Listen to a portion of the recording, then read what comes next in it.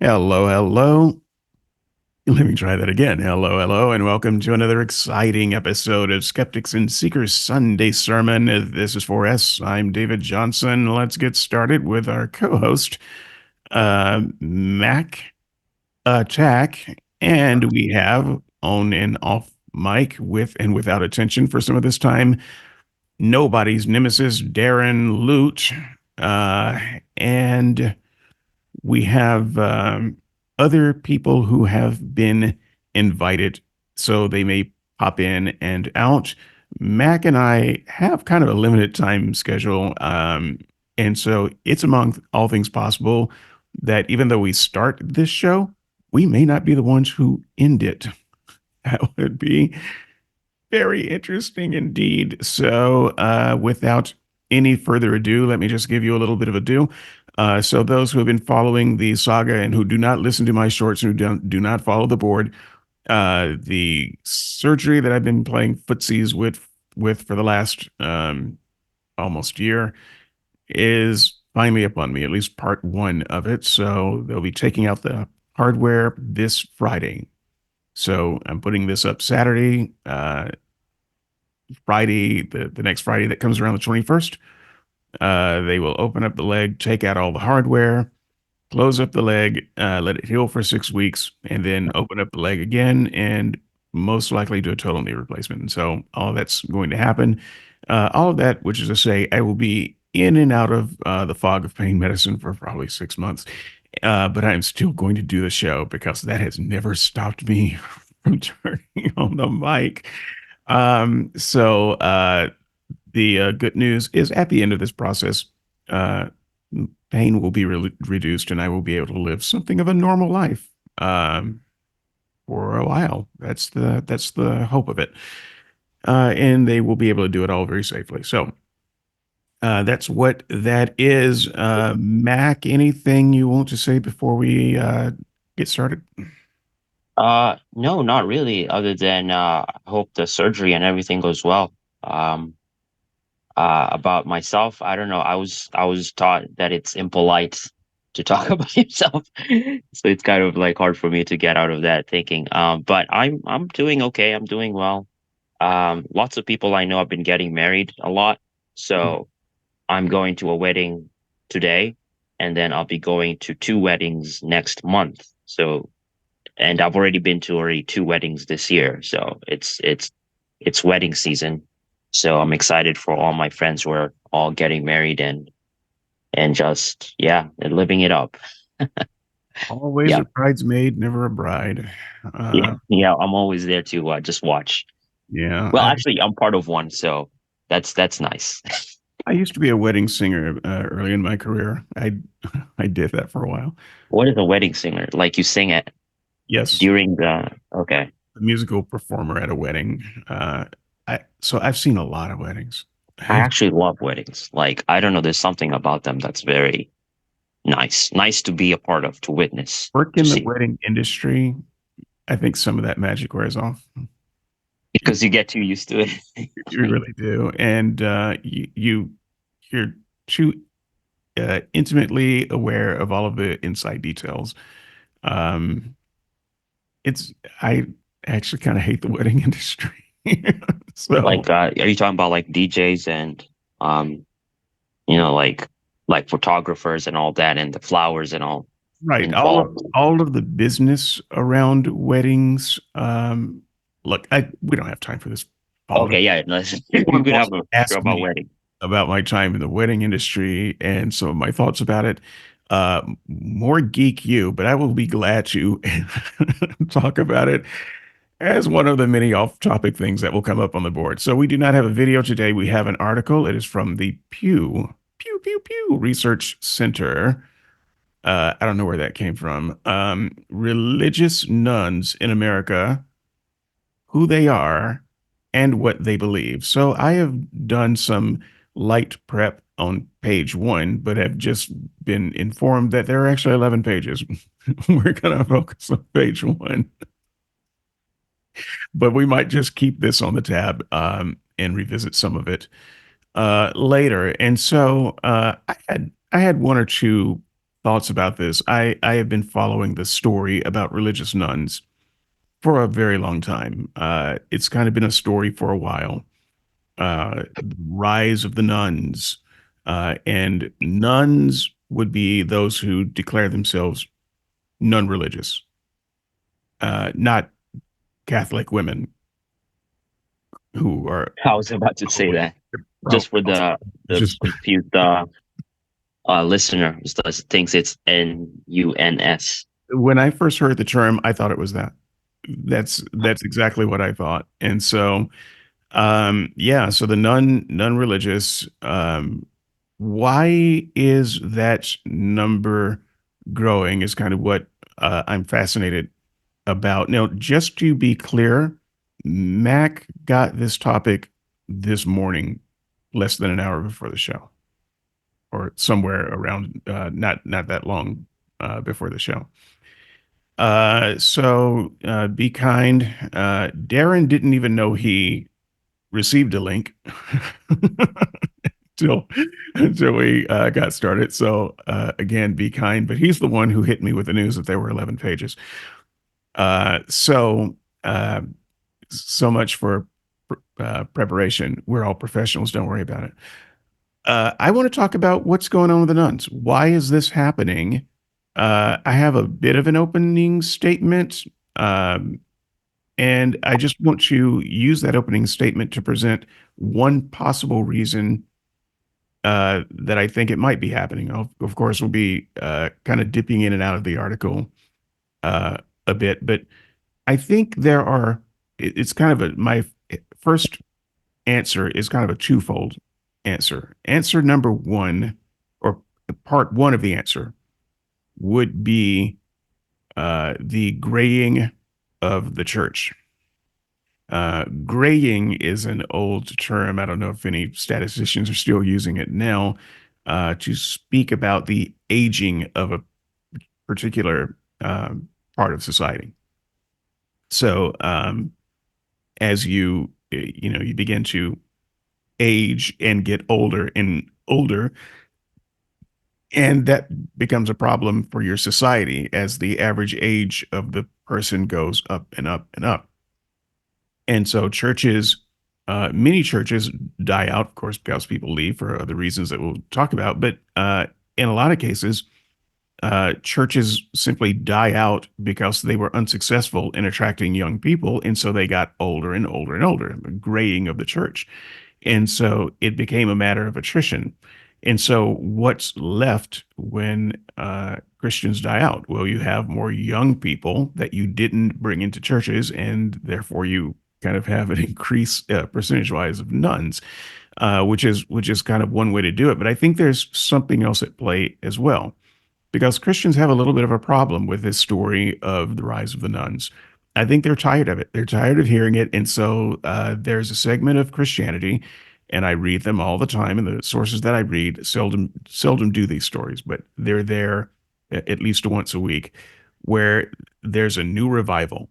They love to talk about revival. Church is coming back. 15,000 people were baptized at Auburn University. Whatever the thing is, they want to tell a different story, a different narrative. Revivals breaking out all over America, all over the world. And I think this is actually connected to the graying problem, because churches have become desperate to attract younger people to the church. And so they have these kind of viral and very, I think, contrived movements, to be able to tell the story of mass baptisms.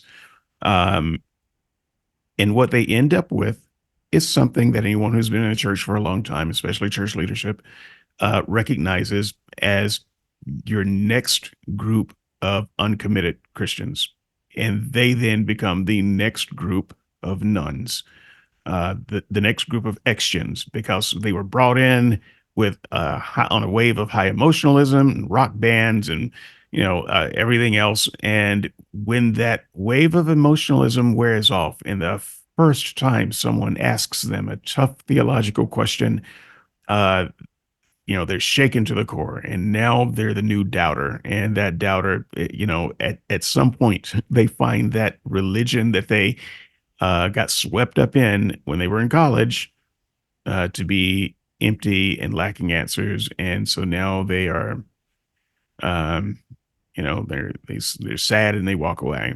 And so then you have the next wave of preachers who are talking about all the uncommitted Christians, and you see articles like only 1% of Christians actually believe in Christian Christian beliefs, things like that. So I think these two things are working together: the grading of the church and the desperation of these kind of mass movements to bring in people at almost any cost, without any real religious substance. And so, as a result, these two things are working. I think that this is a huge contributor, not just to the fact that there's so many religious nuns, but that the the number is growing seemingly exponentially.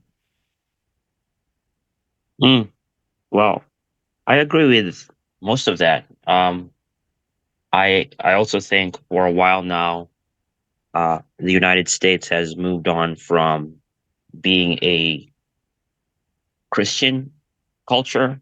And what I mean by that is that there was a time where being a Christian was like, it was kind of like what you'd expect. Like, there was nothing out of the ordinary. You could say, I'm a Christian, and your neighbor could say the same thing, and it's okay. It's whatever.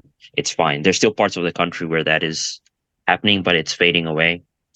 And I think just the fact that so much has changed in the past 30, 40 years in terms of just everything.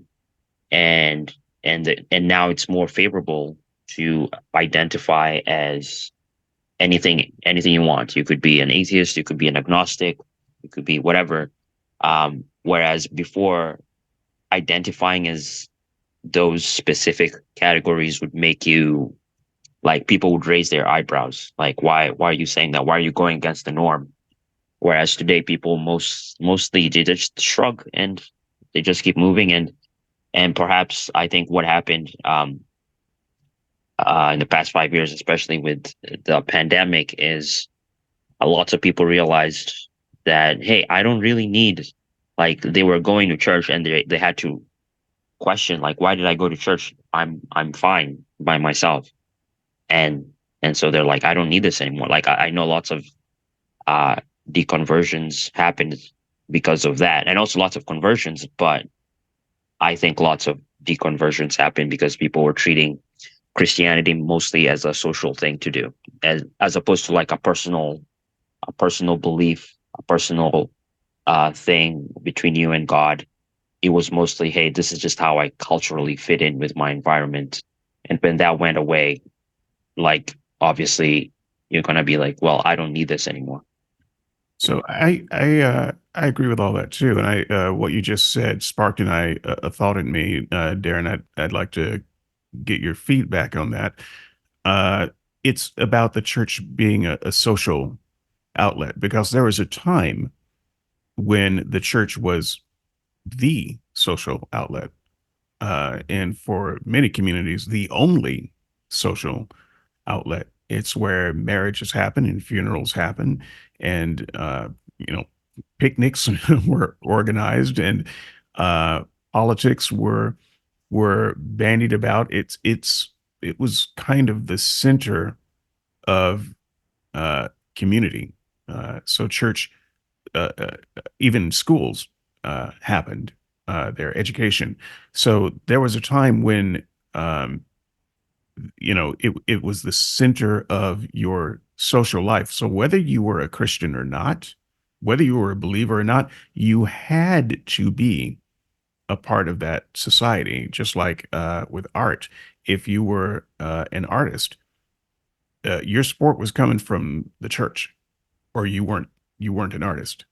you were so if you're an architect and you want to build something grand, it's going to be a church. If you want that funding, it was simply the center of all social activity. And I think the internet has changed things in ways that it will take anthropologists a long time to actually work out just how much the internet has changed. And so I can say from my life, and I think for millions, maybe billions of others like me, my in-person social interactions have become far less important than my online social interactions.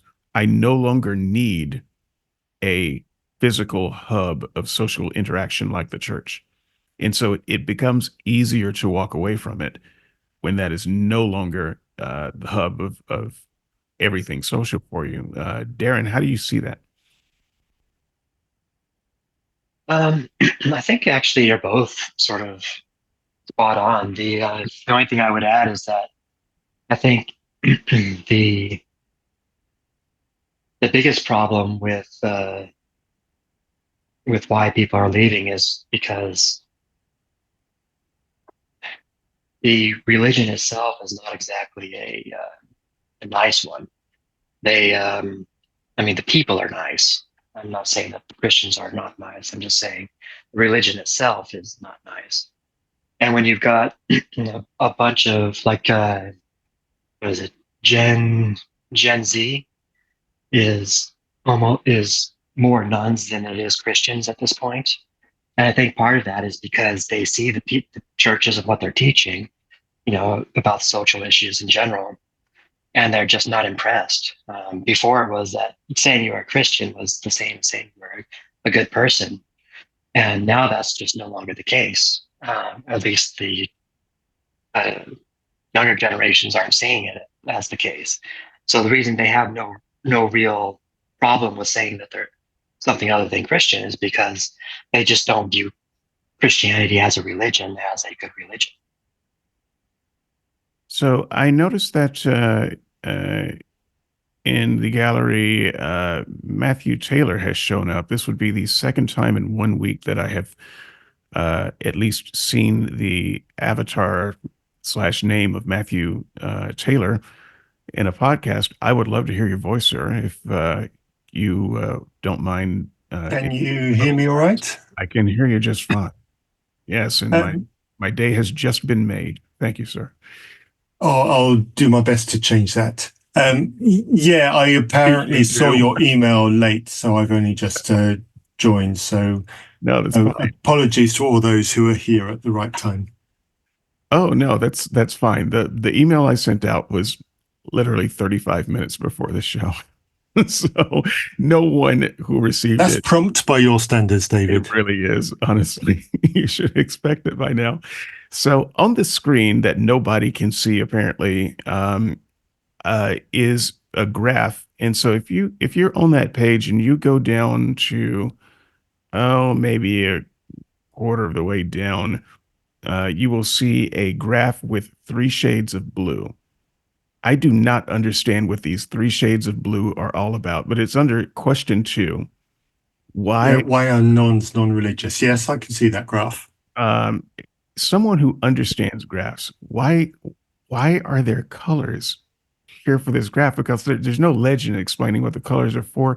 This seems like a ridiculously made graph. Pew Research, they know what they're doing, so I'm sure this is something that I'm missing. But the only reason I bring this up now is because of Darren saying what he said about the people. And in the graph, in the second one down, I think it is, there are, so 1 and 2 kind of combine to make 3, which seems to be the overall takeaway of the thing.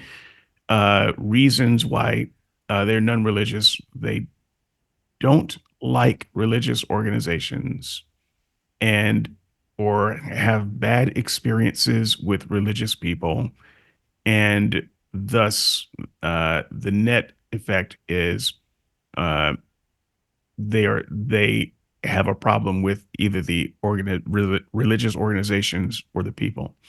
And I think this is one of the huge factors. I mean, it's listed as number 2 of 3 here, but this is a huge factor because back in the day, we were not inundated, kind of like with politicians, by the way. We were not inundated with news about Catholic priests diddling kids. That wasn't a daily occurrence. That was a thing done in secret. And there would be people who might whisper about that sort of thing. But we could always say, that very rarely ever happens, that sort of thing.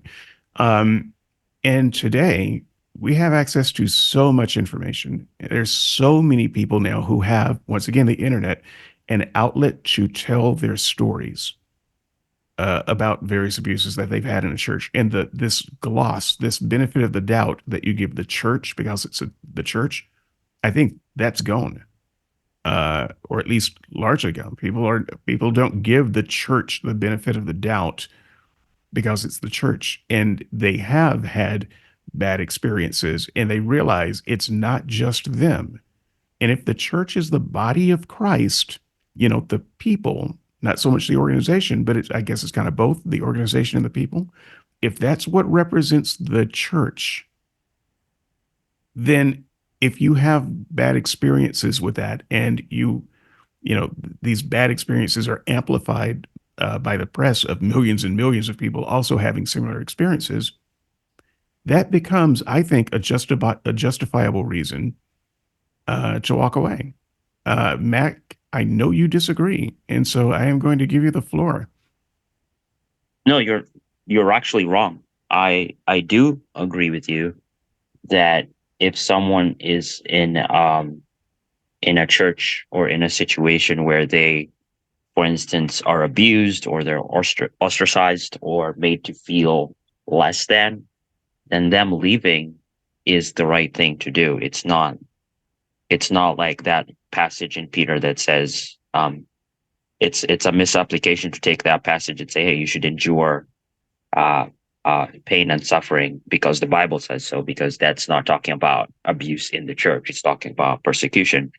And so there's this mindset, like you kind of already assumed it, that Christians are kind of silent or okay with abuse happening in the pews. And that's totally not right. It's not good for someone to be in a situation, any person, any environment like that. The biggest issue, however, is that some people, when they leave the church, and they leave and they say, okay, well, that means God doesn't exist. But even though they're going through something very traumatic, there are people who also do go through traumatic things who don't arrive at that same conclusion. So it's not like a defeating argument against theism or atheism or Christianity being true or false. It's more like the environment that someone was in, or they found themselves in.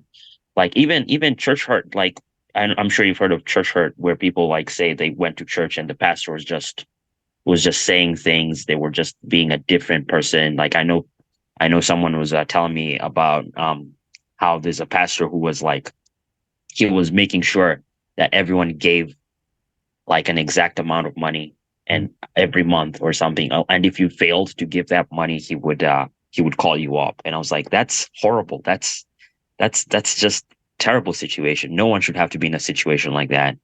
And so it's a valid reason for leaving a church.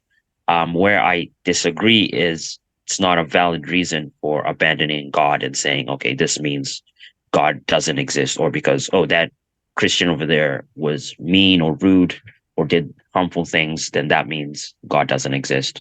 I wouldn't agree with that assessment. So that is something that I half agree with you on. I think I agree with all of your statements, to the extent, though, that when does religious abuse become a reason to stop believing in God? I think there is a point where it does, and below that point, it doesn't. So, the fact that you got abused by a teacher doesn't mean that school is bad, right? Right. Yeah. That's that much. I definitely agree with you. However, if we have a kind of a systemic problem, and it's inherent in the way we set up schools, that teachers routinely abuse students, and that just becomes a norm then I think that you can say, okay, school is bad. And what we need to do is refactor how we educate people and visit some of those systemic problems because now it's become bad. And I think with the church, it's more of a problem because this is the body of Christ that God is supposed to be kind of administrating from afar. And so you expect, uh, I I don't know that there's any place in the Bible that supports this. So you can beat me about the head and shoulders for, for what I'm about to say. But one would expect, it seems like there's a reasonable expectation that even if we can't vet the spiritual qualifications of a church leader, God can. And it seems that God is not doing that. And so any wolf in sheep's clothing that is clever enough to get in a position of power can do it. And so the church becomes not a safe place that God is not protecting. Well, in terms of like accountability and all that, like the Bible does set up parameters, even qualifications for being a pastor. Like it's not just someone can just wake up and decide I'm going to be a pastor, and automatically that's what happens. But like in terms of how the church has been working the past few decades, that's how it's been happening in America, especially in evangelical circles, where someone who's not been vetted by their own community decides I'm going to start teaching the Bible every week. That's one problem, but like this issue is pretty multifaceted. Like it's not a one size fits all. It's very complicated. And so when it comes to stopping abuse, like I know like there was a recent report that came out about the SBC too. I don't know if you saw that. And it was like I didn't read the whole thing. The whole report was like 1,000 pages or something, but I got to like page 200, and it was just going over like basic things like oh someone was allowed to teach teenagers by themselves, or like this person they weren't doing background checks, or they were just letting anyone do it. And so like most of it is just incompetence and just not understanding how people how people work. And that comes with like especially in denominations where there's a low emphasis in elders and accountability and a plurality of wisdom, and it's just a one-man show.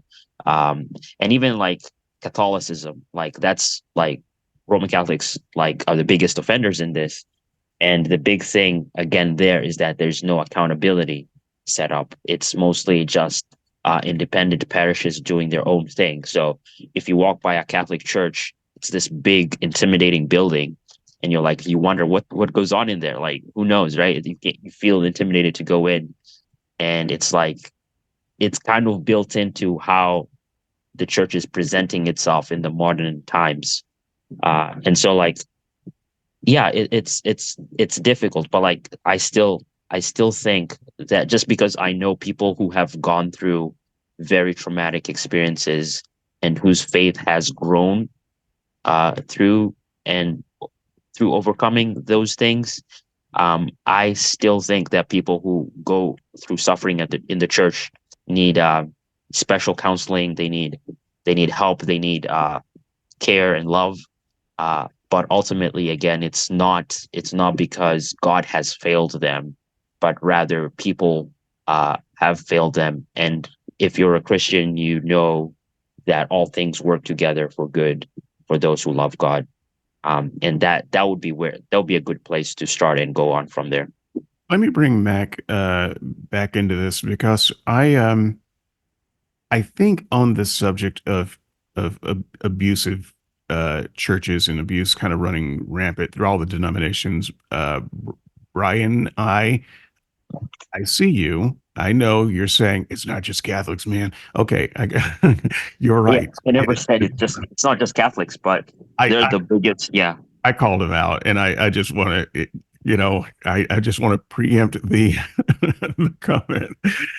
So I know. But that said, Mac, I'm thinking that some of this is regulatory as well. I think that there's the reason we see less of that in public education is because that's under the regulatory scrutiny of the secular government. Um, We I disagree with that. I don't think because it still happens in schools. Like every time I'm on a news website, I see a teacher like was in a relationship with a student and no one found out about it.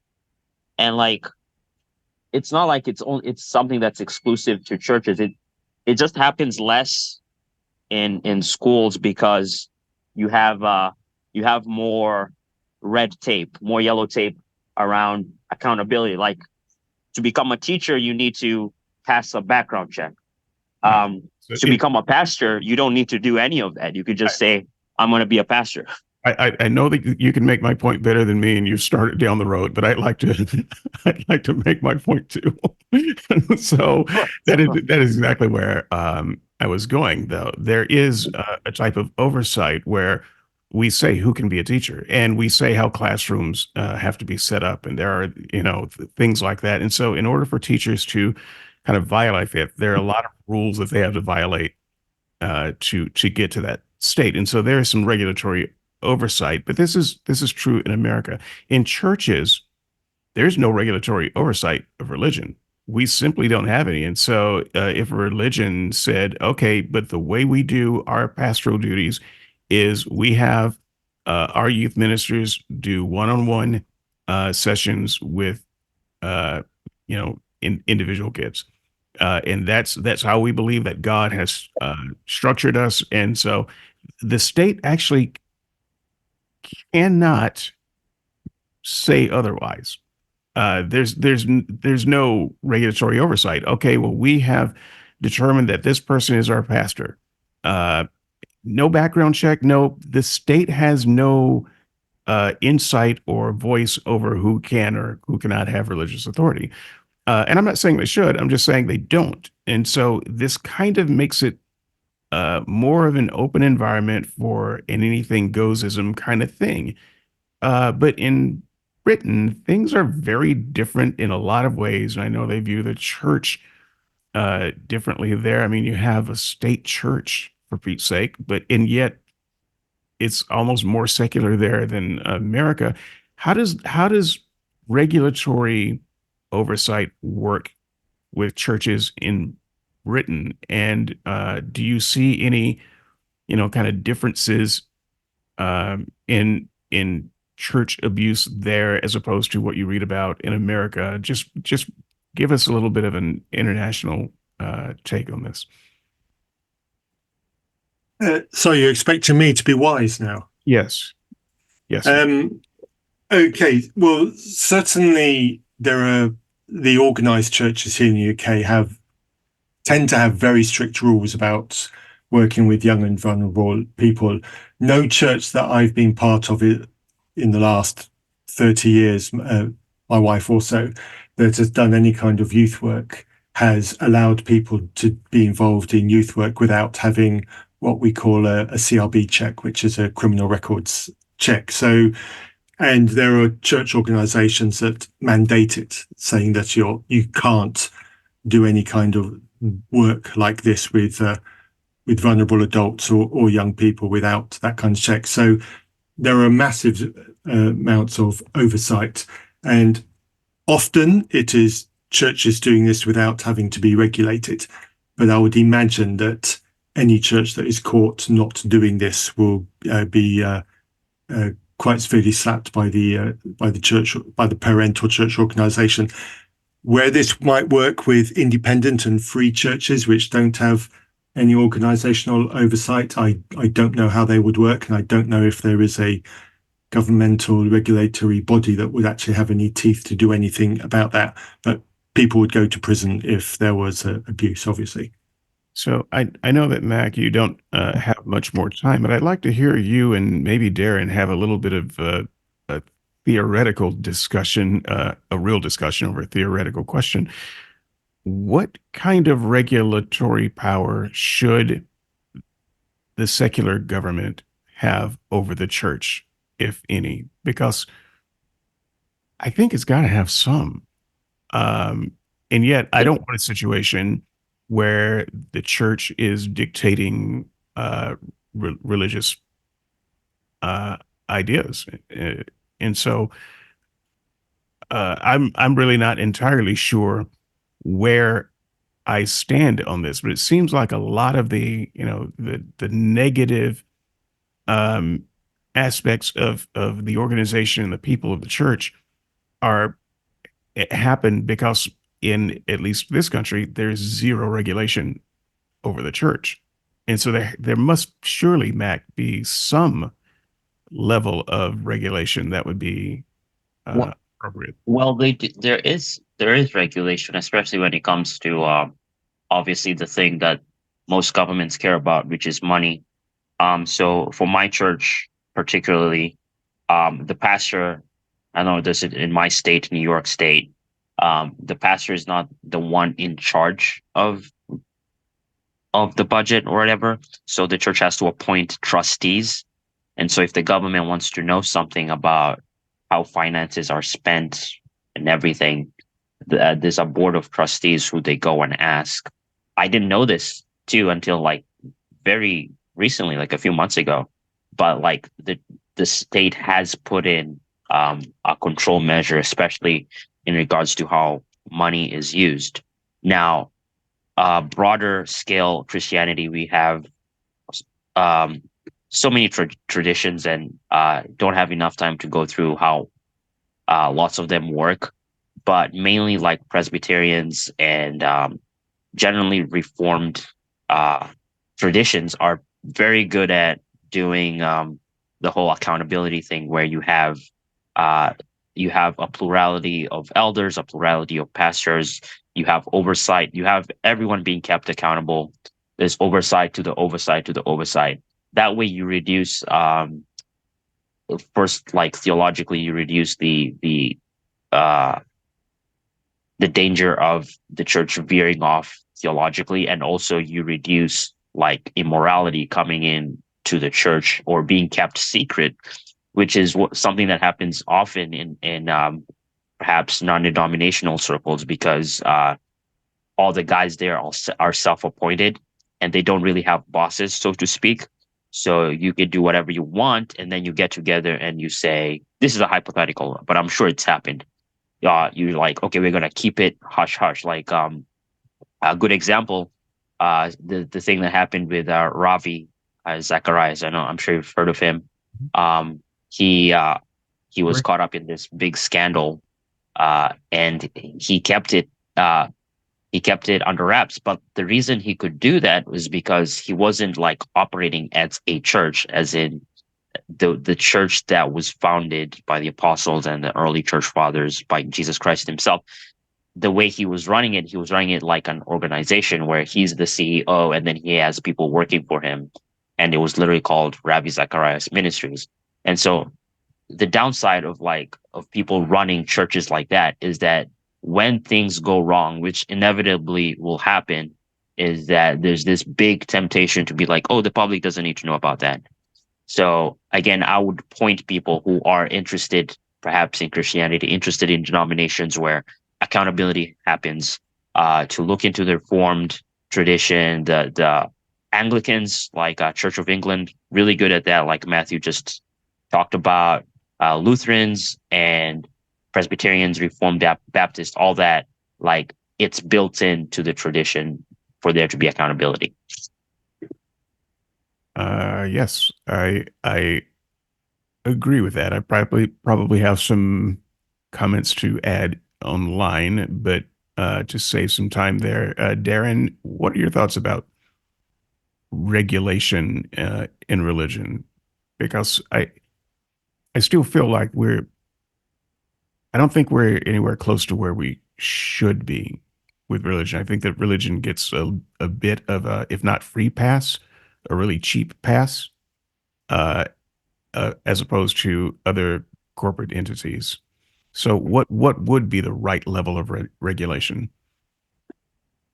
Well, right now the regulation is so minuscule. They've even managed to exempt themselves from a lot of laws. So, for example, a person can confess things to uh, a priest And any other profession would have to report what they're confessing, but the priest doesn't actually have to. And that's actually an exception built into the laws. And for the most part, the U.S. has just said, okay, the religions can police themselves, but then you've got things in some of the denominations, I'm not sure which ones, but where in order for, if there's any accusation of rape or anything like that, they have to go to the church elders, and then there have to be at least two witnesses before they even believe the victim. You've got like the Catholic Church that basically, when they got reports of people molesting children, they just moved them around without really doing anything with them. I remember one quote of the Pope saying, "Oh, we didn't even know it was a bad thing." Or so the problem with religions policing themselves is that they've got different priorities. They want to save the reputation of the church above actually punishing the person. And I mean, like the Mormon church, if anyone is reported as having underage sex or anything else, they have to go in front of the church elders, and the church elders start asking them questions, like insane questions, like what positions, how long, all that stuff. So I think the amount of regulation we have now is definitely not enough. And I think the churches don't even have the same requirements as other 501(c)(3)s. The paperwork they have to fill out is like one page that just basically says, I'm a church. They don't have to show any of their documentations to the government. And then I don't know, it just pisses me off more than anything else. Yeah. So on the you used the term self-governing, and I think that is something that triggers me a little bit too. I mean, if just try applying that term to any other industry, telecom industry, well, we'll let you self-govern. Big tech, we'll let you self-govern. Medical insurance, pharmaceuticals, we'll let you self-govern. There's no level of we'll let you self-govern in corporate life. That's what governance is for. That's what regulation is for. And so, Well, could I jump in just to point out a few things? The churches aren't governing themselves in the sense of like they're above the law. It's more like, it's like, okay, if there's an internal issue inside your organization, let's say someone has been taking all the sugar and not replacing it, or doing something crazy in the office, do you call the police and say, hey, could you guys come and make sure that whoever's been taking all the sugar doesn't do that anymore? Or do you like give a pep talk? But just two quick things I'd like to talk about. First of all, I can only speak for my church and my denomination, where if someone is caught breaking the law, let's say someone does something to someone else, or it's found out that this person is a criminal, then the first thing that will happen is that the police will be notified. It won't be like, okay, let's keep this to ourselves because this person is part of our church. No, like there's still respect for the law. And so if someone has been stealing, has been doing all sorts of things, then you call the police and the police handle it from there. And if that person is found to be guilty or innocent, then that's between them and the law. And then later on, you can legislate after they've gone through what happens. Like, I know there's some churches who keep things secret, but I can't say I've been part of anything like that. At least that's not how the church and denomination I'm a part of does things. Secondly, I have personally seen it in the ministry where these very big preachers in within their denominational circles, they're caught doing something or what have you, and the elders, because their interests are not aligned with quote unquote justice, they have different motivations. keep it secret. Right. So they don't Right. necessarily move the person around. They want the person there. Yeah, they like the Robbie thing. secret Yeah. or Um, as Well, yeah, long and I'm glad, Mac, that your church does that. But the point is they don't have to, whereas every other organization has to. By law. well, we do have to do it. Like it's not okay.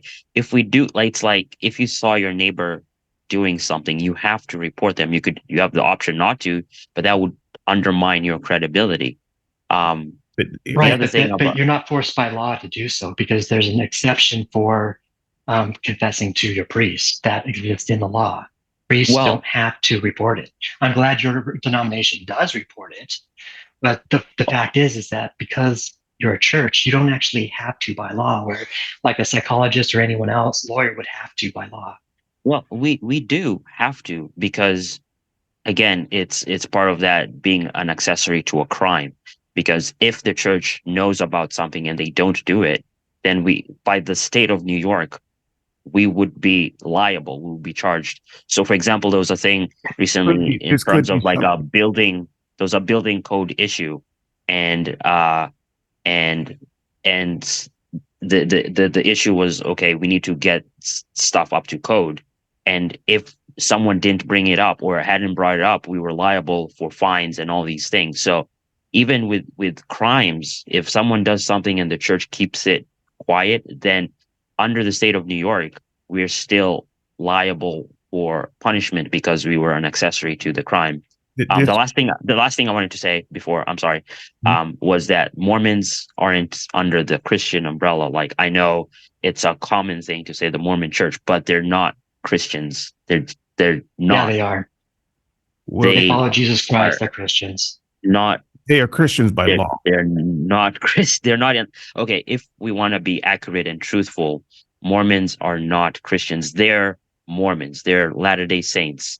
Well, If there's a you lot go of back, denominations that would say that your denomination is not a Christian too. So well, just you saying they're not which Christians denominations do doesn't those mean mean? anything. Because Okay, well, it that's means.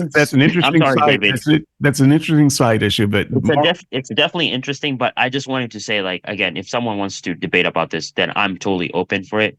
But just someone who's like interested in accuracy and truth and everything that Joseph Smith and Brigham Young and all those guys who started Mormonism said, then I'm just going by what they said. I'm not going by what people say today. I would Because, look, love to do a Mormon episode sometime this summer. I So would like a Mormon, an actual Mormon on the show I don't actually because Mormons on the show. he would be able to represent his beliefs better than someone who's not a Mormon and who's an atheist. Because Mormons, the foundational principle of the Mormon church is that it's the restored church. Everyone else is an apostasy. But we'll see what we can put together. But this is by its very nature a side issue, and we don't have a lot of time. Yes, it's a side issue for sure, but it's important nonetheless. I'm going to try to sneak in Mac again before you have to go, and maybe I can get some crosstalk between you and Mac on this same chart that we're looking at. Is a thing number one on the chart is a thing that Mac, I recall maybe incorrectly you saying wasn't actually a thing. Why nuns leave. And what I've heard, if not you, other Christians say, oh, the reasons are never theological. The reasons are never biblical. It's never, anything to do with any kind of substance. The number one reason questions, they question a lot of the religious teachings. And slightly light, darker blue, they don't believe in God or a higher power. That's actually a smaller number that we might get into later. Or in fact, I'll just say it now. Only 17% of nuns, if I remember the statistic right, which is also on the sheet, consider themselves atheists. So it's a mistake to think that to associate nuns with atheists per se. But the net effect, they have disbelief, doubt, or skepticism. This is a huge factor in why people walk away. And this is going to be in the religio/theological realm. It's not just me. It's not just Mac who had, theological reasons and genuine doubt reasons for walking away. This is just a huge piece of the puzzle. Mac, I'll give you the first bite of this, and you know, maybe the two M's can have a little bit of a dialogue over this one, because I find this one maybe to be the most important one, and in this chart, it's the biggest of the group.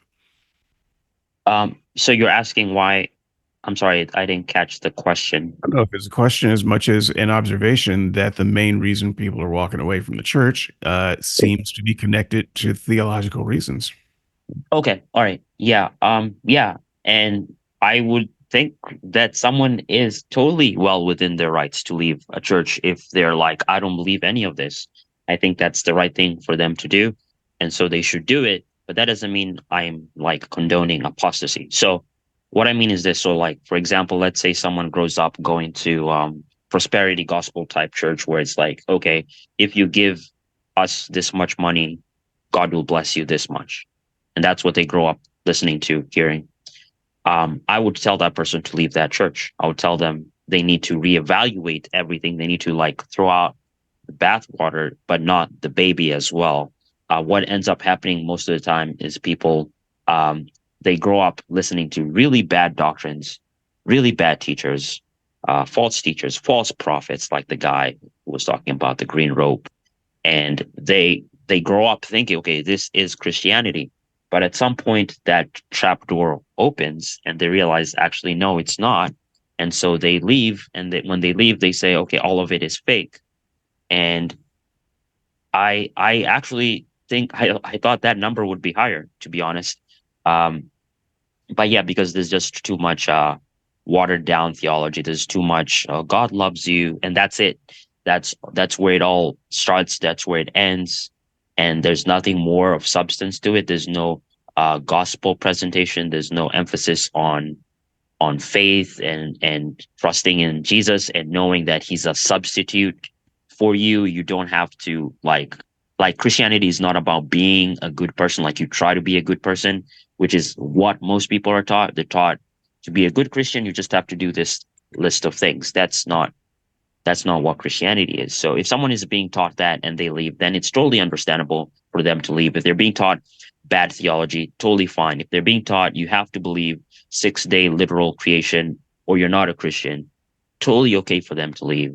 If they're being taught the earth is flat, totally okay for them to leave. So there's all these other things, right? So if people are dogmatic about the wrong things, like they're super dogmatic, they make like tertiary issues the main issues. Like if you don't believe that the world is going to end in a few years, then you're not a real Christian. Or if you don't vote for whatever candidate, then you're not a real Christian. So things like that.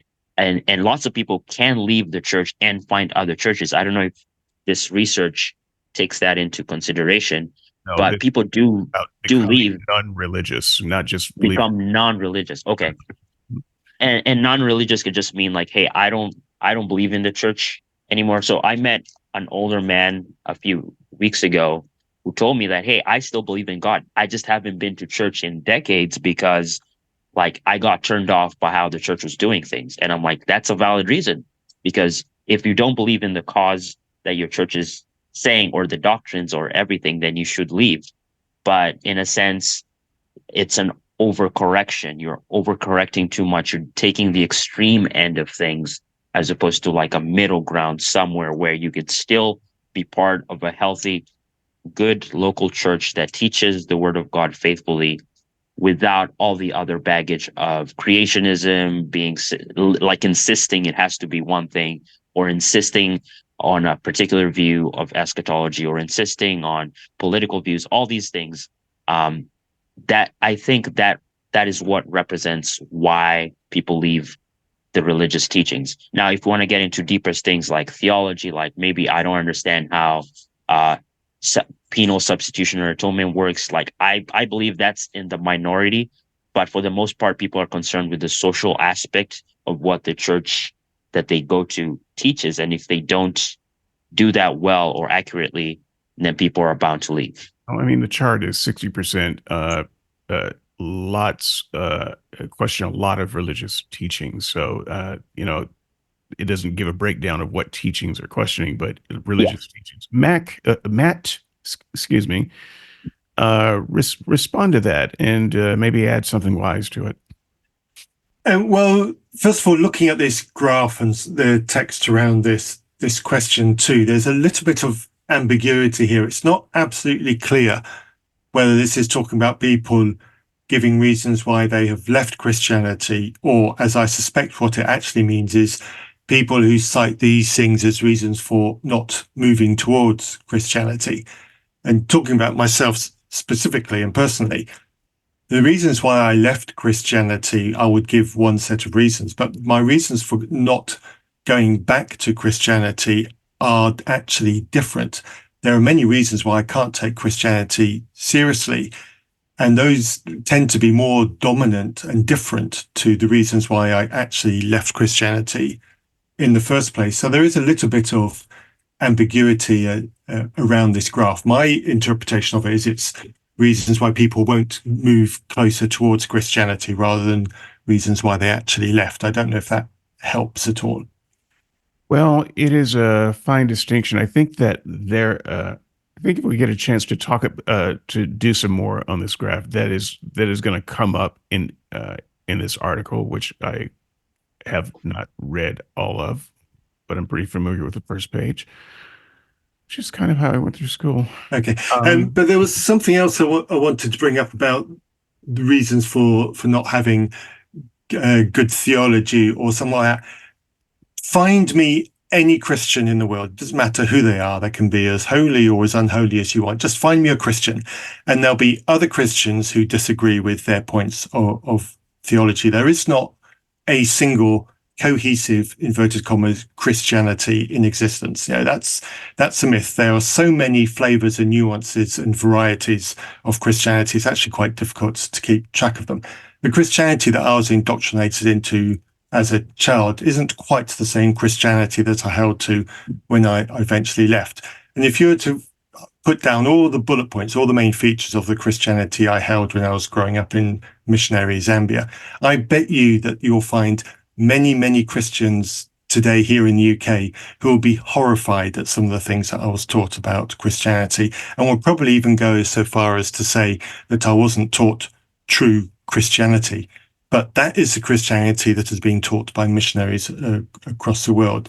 So this whole idea of not being taught the right theology or believing the right theology as a Christian, I find quite a preposterous thing to say, because there's so many flavors of it. I don't know what the right Christianity actually is. So without allowing any response to that except online, because that's probably where most of the commentary will be, I want to do one more piece of this, and we just well finish this 3-point chart. And I do want to come back to this, though. So any of the participants who have found this interesting, you're welcome to come back the next time we talk about this, because there's more on the one page that's worth talking about. For instance, like most nuns believe in God or something like God. That we're not going to get to that. That's here. But on this particular graph, the other thing that I wanted to bounce around a little bit, and it would be this. They don't see a need for religion in their life. And the very small number, 12%, don't have time for religion, but I kind of associate don't have time for with don't see a need for, because we make time for things that we see a need for.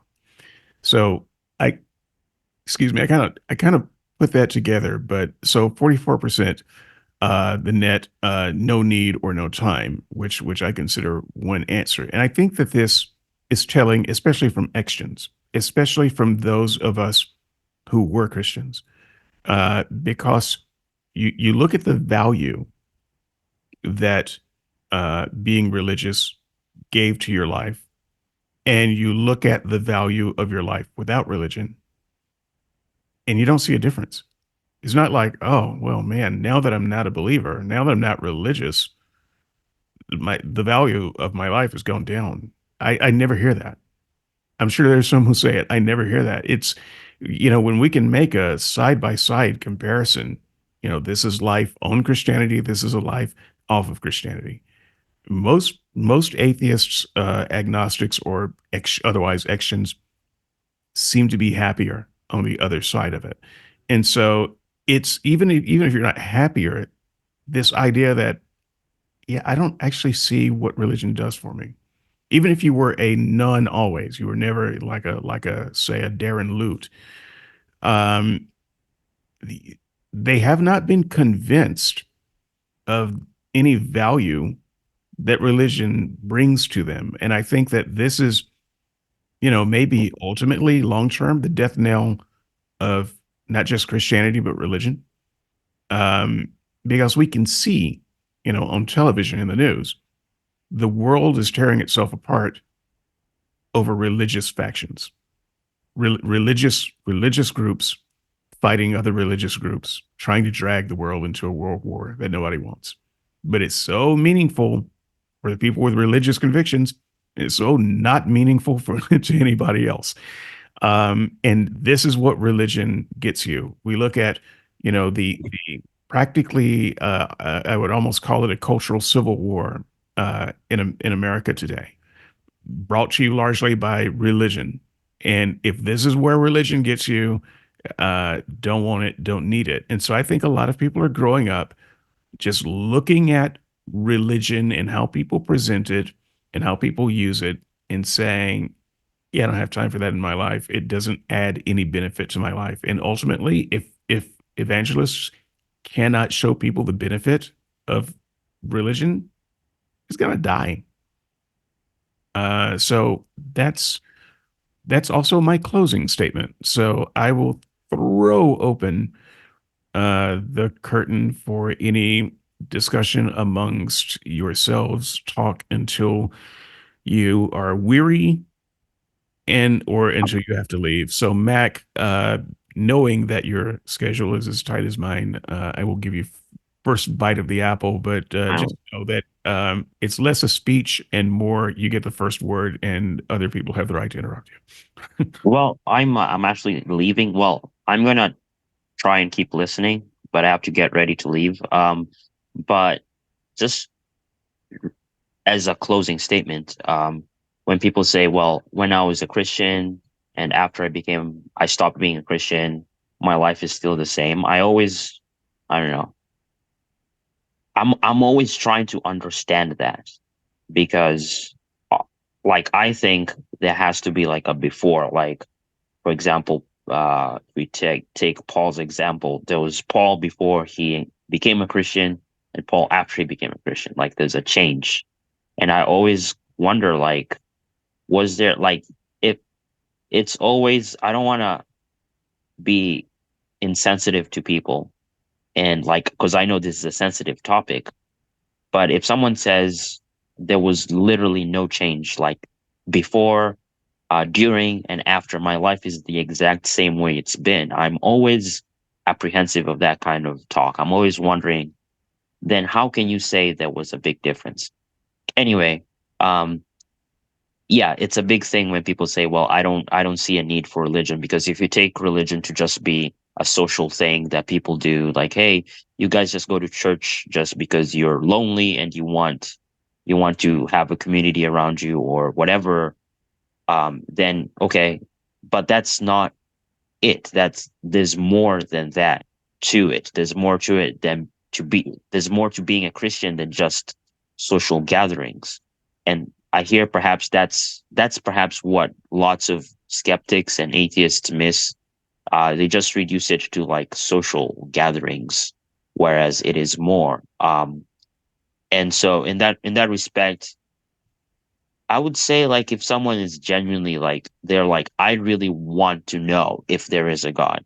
I'm not talking about someone who has concluded that there is no God. I'm talking about someone who genuinely does, like, they're yearning for it, but they still haven't found God.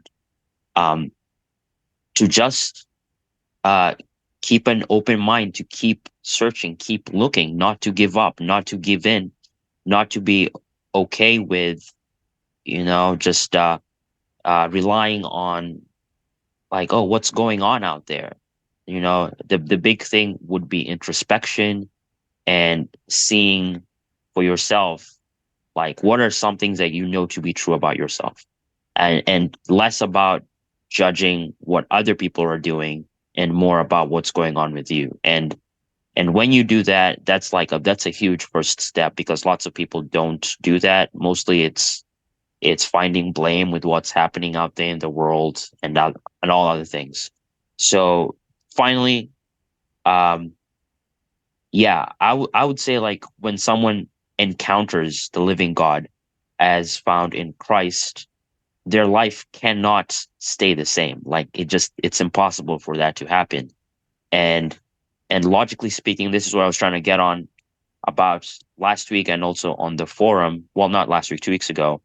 What I was trying to get at was that if you encounter God, your life necessarily has to change. It can't be the same way. And if you say it's the same way, then I conclude that you haven't encountered God. A very controversial thing, but that's just the truth. And I hope for anyone listening that they would come to know God, come to experience God, come to see Him as the highest treasure of their life, and watch that truth transform their lives in a way that they could never possibly imagine. And yeah, so thank you for having me on the show, and I hope everyone else has a great day. Hey, Mac, you can quit saying thank you for having me on the show. It's your show at this point. Well, I'm Like I'm only like it's like me saying thank you for having it's me on like the show. 50% or 49%. I don't know. I feel like I only do like 2% or maybe even 0.2% of the work. Yeah, no, I'm still doing all the work, but And you honestly, put the people uploading and the everything in. people tune in to hear a conversation, and I'm very happy that you're a part of the conversation. So that works for me, and I honestly don't give a toot who thinks it's a bad idea. So there you have it. Wait, people say it's a bad idea? Of course they do. Don't be naive. People, Really? there are people who hate you. There are people who hate me. I hear from them all. How can wait? No, no one hates you. People hate me. Are you Like kidding me? no one says anything bad about you. Okay. Come on, Like guys, you're if both pretty. I if hate they David. do, like someone literally wrote a blog. Yeah, Like I straight up. received no Well, hate mail. it's unfair for me to bring it up because they apologized. Yeah, But no, I'm it's okay. It's fine. Like I I welcome people hating the message, not hating me personally, because like it's fine. You can hate me personally if you want. But like if what I'm saying is false, I also want to know if it's false or not.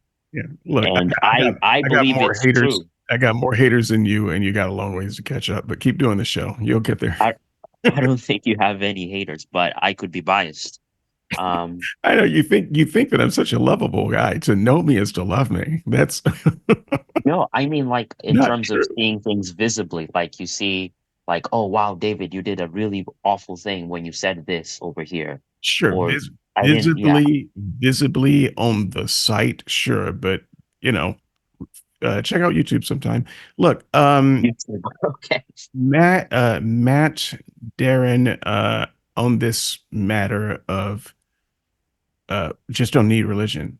You two come at it from different perspectives. Matt, as an ex-gen, yes, I keep trying to make ex-gen happen.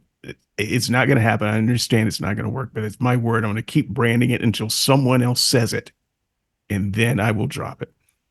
Until then, ex-gen. That's a capital X hyphen small TIAN. All right. Anyway, Matt, as an ex-gen, um, you have a perspective on, you know, how much religion, you know, you just seeing the point of it or not.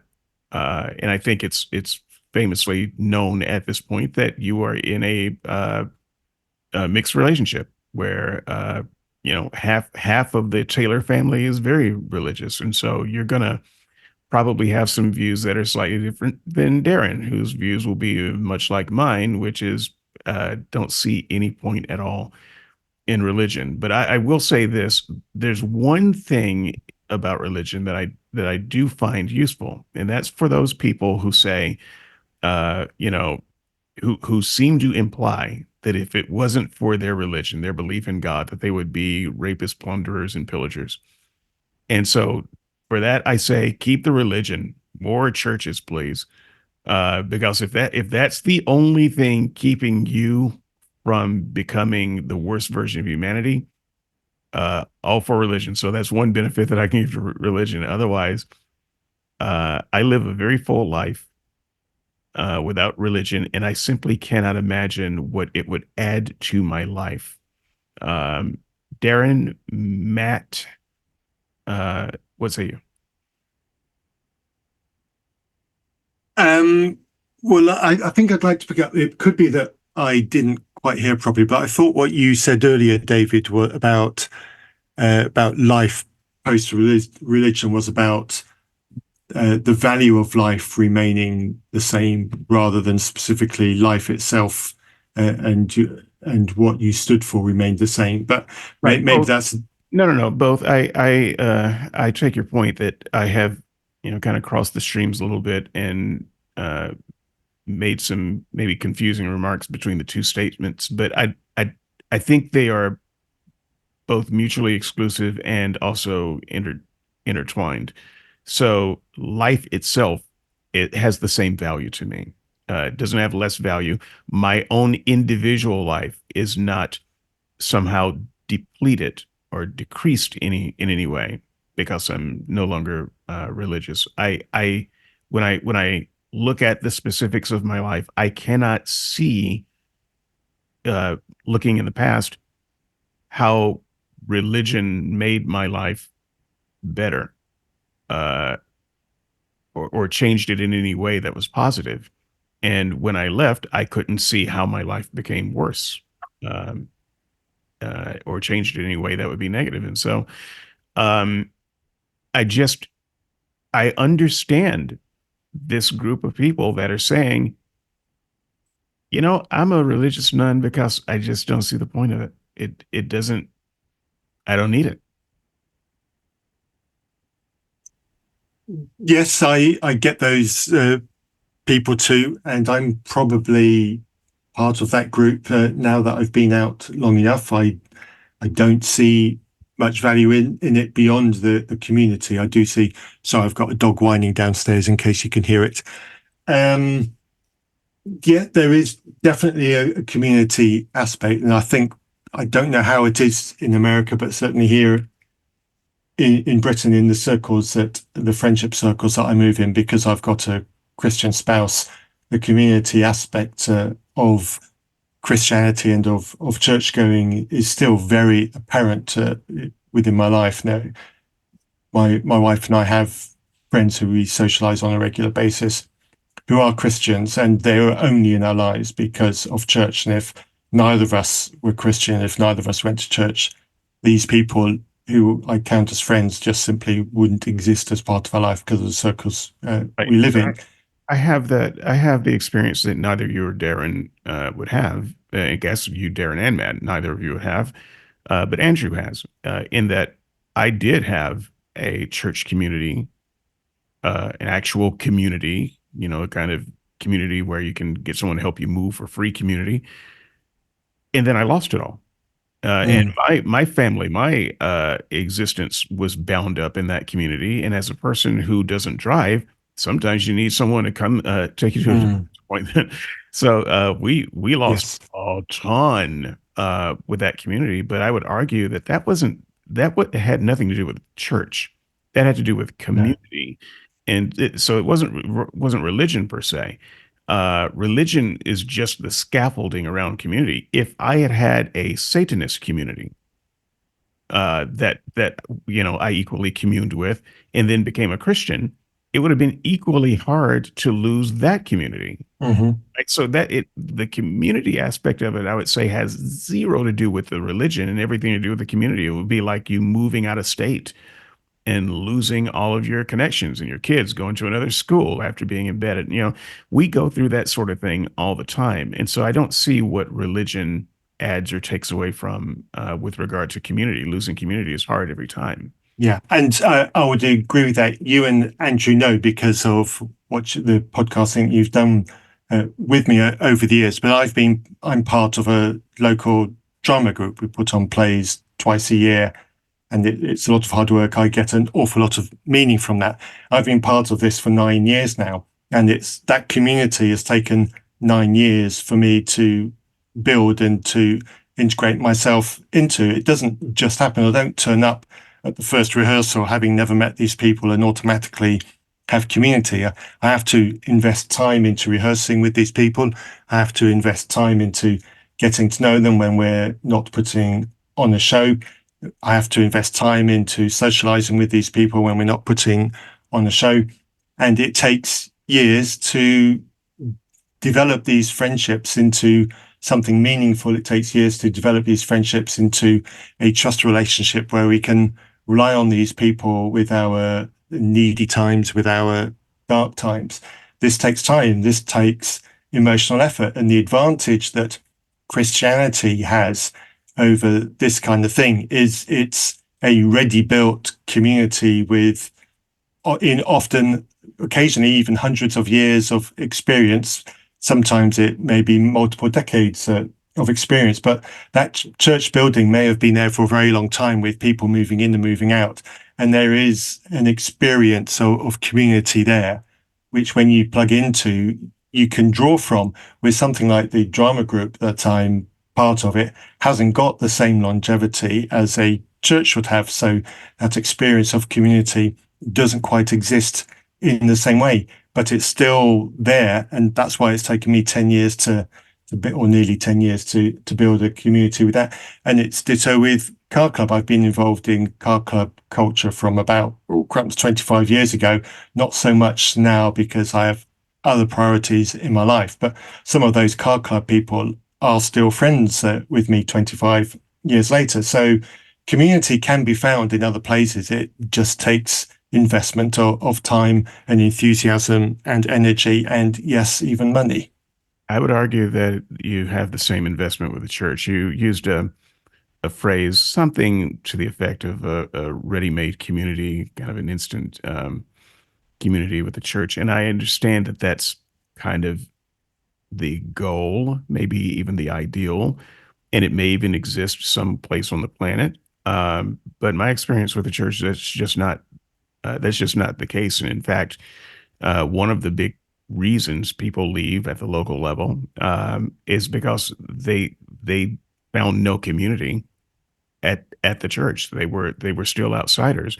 Just an example from my own life, and I will mention this example. I want to preface this by saying this group of people that I'm going to mention are some of the finest people I know, and made up some of the strongest church community I have ever had. So I and I mean that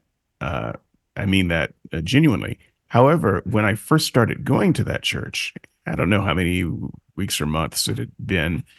They had a thing where the church is closed today, and I think that my wife and I went there and found it closed, and we had no idea what was going on. It was the following week that we asked, and they were like, "Oh yeah, we do a retreat every year where we have we go to the beach houses, and we have some fellowship there at the beach houses."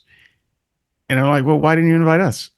We're going to the church. What do you mean and the simple reality is those people had known each other for a very long time. They'd been through the wars together, through thick and thin, and we were the new people. And we weren't in. Now, we were in enough to go to lunch with them after church, but we at the restaurant, but we weren't in enough to be invited to the annual insiders retreat of the people with the real relationships. So I call that out. We did get very close with the people in that church. And when I think of church and good Christianity, those are the people I think of. But as far as communities somehow magically working in churches faster than some other communities, that has not been my experience at all. Yeah, I would say that's probably a fair point. I've seen churches where people have turned up, tried to become part of the community. Then it turns out they don't quite have the right Christian beliefs, referred to my earlier comments 10 minutes ago. And they found that the community was resistant to them, and they either moved on or struggled on the edges of that community for years. Darren, have you ever lost a community? what what does community mean to a person who is probably a chatbot? No, well, I'm not a chatbot, but I guess that's exactly what a chatbot would say, right? Um, the I don't know. I don't think I've drifted away from communities, but I don't think I've ever like been ostracized from one before. But as far as the question of what I seeing value in the church community, I really don't. I'd probably be part of that 44% that doesn't see any value. But I'd go farther and say that I see actual harm that the church does, and I think it's a religion is basically net negative to society. Yeah, so there's an interesting kind of undertone to this with regard to some other things on this page. So I just wanted to say this now in anticipation, of maybe talking about this again. Uh, Most nuns are not atheists. And so when you talk about non-religious, there are plenty of people who continue to maintain a belief in God, even the Christian God, but choose to do it in a non-religious fashion, to not be a part of any kind of organized religion. So that's still considered a nun, and so 44% of those people are saying, "Well, I don't see any value that religion brings to me," but they're not saying they don't see any value to a belief in God or some higher power. So I just want to make that clear. Yeah. On the subject of that, can I ask a question of the American atheists here? Because here in Britain, I quite often come across people who have no interest in Christianity, don't go to church, but when you ask them, they will say they have a belief in some nebulous, undefined other thing that is non-human, non-physical. So that belief is actually, or that acceptance, whatever is the right adjective, but that is quite a common attitude that I come across amongst people who are technically atheists. Is it that common over in the United States as well? Yes.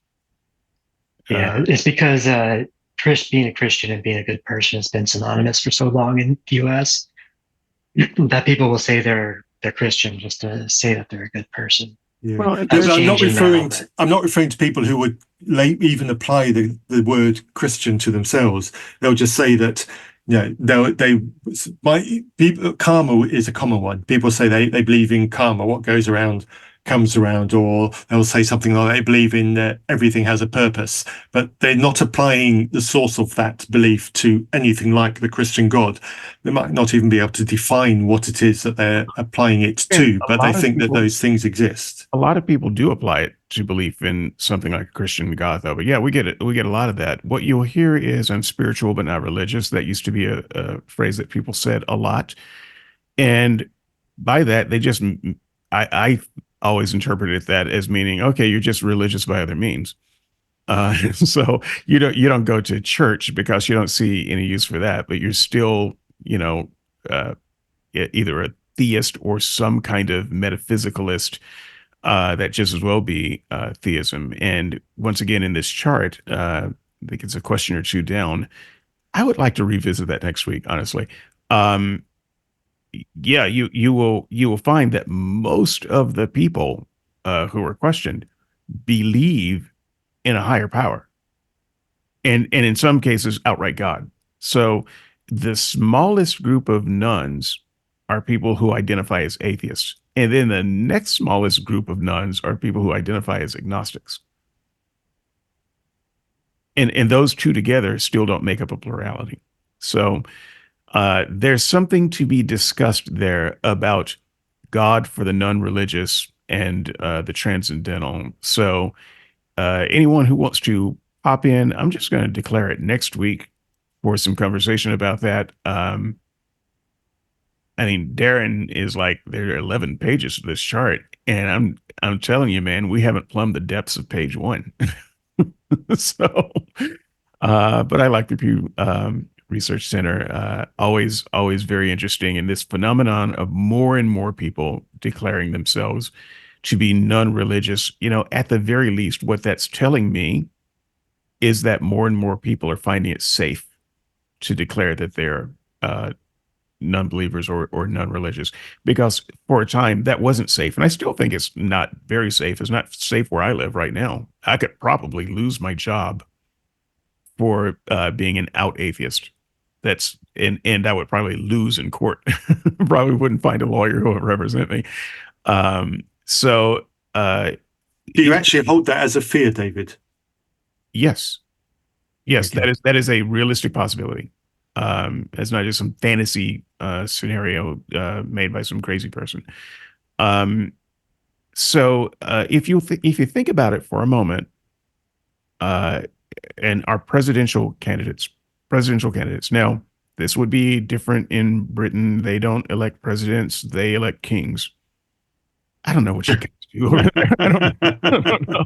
So, but in real governments, not like Canada, you have, we elect presidents. So if you think about it, presidential elections, and you can go back probably as far as you want to go back. We have had people who were Jewish, which was a pariah once upon a time, Catholic, pariah once upon a time. We've at least had a female candidate, which was unthinkable before. But what we've never had, at least to my knowledge, is an out atheist. That's still the group. There was a survey a few years back, not that many years, of comparing the credibility of different groups. There was murderer, rapist, preacher, teacher, different groups. The one who had the lowest trust level was atheist. In America, people just can't trust an atheist. They trust a rapist more than an atheist. That's how bad it is in America, and it's worse than that in the Bible Belt. And so there are reasons we don't have a lot of out atheist politicians. I say out because I think we got a lot of atheist politicians. They just can't admit it, right? We've got an out gay person in Congress, or at least we've had that. But nobody runs for office as an out atheist. That gives you some idea of. I think we've got one or two in Congress. Atheists or gay people? There's an atheist caucus in Congress. That is true, but nobody actually runs as an atheist. And when they go, especially a president, when they go on their tours, they're visiting churches, they're holding Bibles, they're saying prayers, they're doing all of that stuff because they can't be seen as not doing it.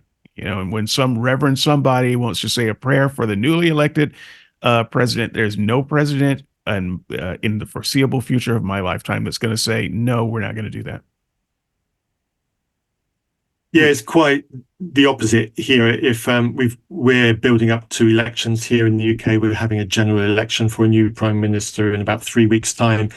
And if any politician tried to go on an explicitly religious ticket, doesn't matter what the religion, it's not exclusively Christianity, any religious ticket, they would get a hard ride in the press. Okay, I think that's where we're gonna cut it today. Look, it's been a delightful conversation. Thank you, Mac, for the time that you have been able to carve out for today. Thank you, me, for the time that I've been able to carve out for today. Thanks, Matt. You know, I sometimes invite Matt or sometimes some of my uh, my other friends that I know aren't going to show up, but I invite And them sometimes I anyway. just ignore you. It's the way of it, you know. That's how some relationships go. But it's so delightful to have you. Thanks, Darren, for showing up at the last minute, and I hope that I see this combination of people again, and maybe even some variety of combinations as we work through some more of this very interesting chart. Because I can tell you, I have a whole lot more to say about why I think um, the phenomena of religious nuns is happening, and I haven't. I don't even think I've hit the big guns yet. So we're definitely going to do another show with a lot of powder kept dry. And so, with that said, when is our show that we did, Matt? When is that coming out? That'll be next month, so middle of July-ish, I expect. I've got a few other things to sort out, but yeah, around about middle of July, I think that will come out. I've got one episode in front of it, which will come out at the end of the month. Okay, so yeah, so this is the biggest difference between 4S and Still Unbelievable. Um, when this show is done, it will go almost straight on air. The only person who takes a shorter time to go to air than me is Dale, because he does his all live stream, and so he doesn't even fool with it. So it's to air immediately, and then I go to air with just a little bit of audio editing to try to make sure that things sound good, to top and tail the show, that sort of thing. Um, and then Matt does you do a show with Matt, and it'll show up in a couple of years. Don't worry about it. Yeah, something like that. Yeah, can't even guarantee the same calendar year. That's the way it happens. That's how it rolls. But their shows are good, and they have a bigger audience than I. Damn those people. So Do you want to preview people on what it is that we're doing over on Still Unbelievable to I whet their don't. appetite for the 5 that don't listen to both? Why don't you review it? I promise you, there's a bigger overlap than that. Your audience is bigger than mine. I know what you are. And so tell the people who should be listening to Still Unbelievable what we talked about, and more about that series. Yeah, so David Andrew and myself will be getting together on a semi-regular basis for the next 18 months, and we'll be taking a long-form conversation about the stages of our Christian life. So the one that we recorded was the baby years, what we first knew about Christianity, what our first memories of Christianity are.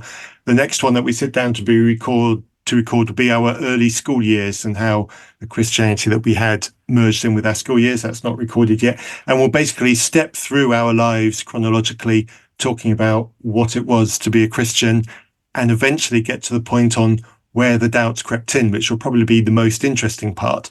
But before we do that, we need to do about 20 episodes setting the scene. I have no idea how long the series will take, but that is what we're going to be doing.